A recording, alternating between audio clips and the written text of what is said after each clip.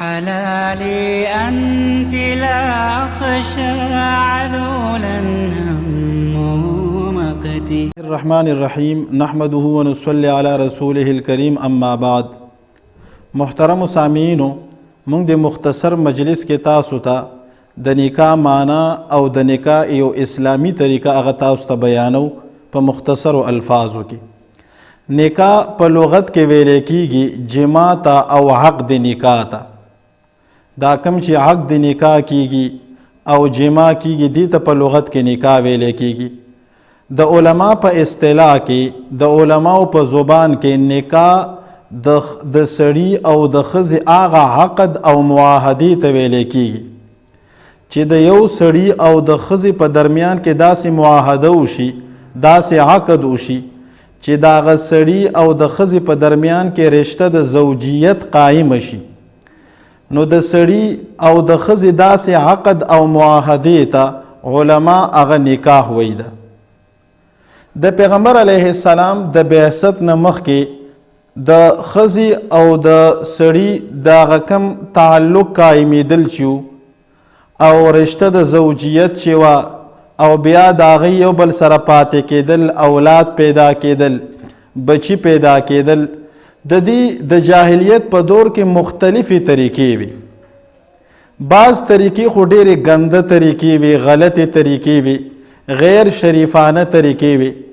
چې کله د پیغمبر علیه السلام بعثت وشو نو دا کمې چې ګنده طریقې، غلطې طریقې دا ټولې ختمې کړي.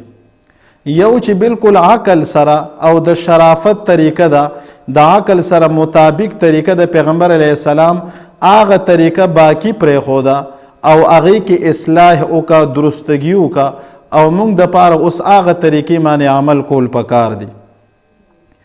چې کله دا یو کس بالغ شي، د نکاح قابل شي، نو هغه طرف نه به پیغام لاړ شي د ښځې چې کوم سرپرستان دي، اولیاء دي، مشران دي، نو هغې ته به پیغام لاړ شي چې زه د ستاسو خاندان کې چې دا کومه جینۍ ده نو دې سره زه خپله هغه رشته د زوجیت قایمول غواړم.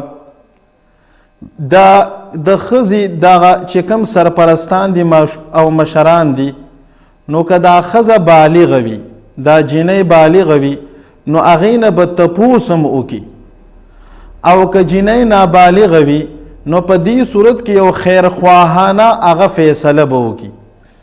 دوی به حالاتو ته وګوري چې په دې رشتې کې موږ ته فایده ده او د ماشومې ته فایده ده، د ښځې ته جینۍ ته فایده ده، نو بیا به هغه چې کوم د ښځې سرپرستان دي، مشران دي، نو هغه به د هغه الک او هغه لک کور والا ته ها وکړي ده.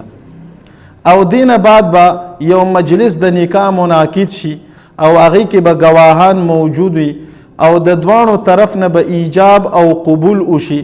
لہذا دې ته په شریعت کې او په اسلام کې هغه نکاح ویلی کېږي او دا هغه اسلامی نکاح ده.